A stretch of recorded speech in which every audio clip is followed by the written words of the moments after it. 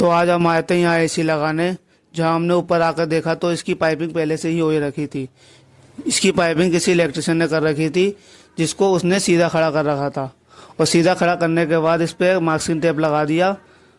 अब बताइए कि अगर कोई बारिश होती है तो उसकी बारिश की बूंद इसमें जाकर गिरेगी, जिससे कि दिक्कत आएगी। दिक्कत ये आएगी कि एसी हमारी चौक हो सकती है और एसी ख़राब भी हो सकता है। इसलिए इसको करने का प्रॉपर तरीका यही है कि पहले इसको सही से पंच किया जाता, फिर इस पर बेल्ट किया जाता। बेल्ट करने के बाद इसमें नाइट्रोजन का प्रेशर भरा जाता, जिससे ये प्रॉपर तरह से पाइपिंग होती। तो कैसी लगी आपको, मिलते हैं नेक्स्ट वीडियो में।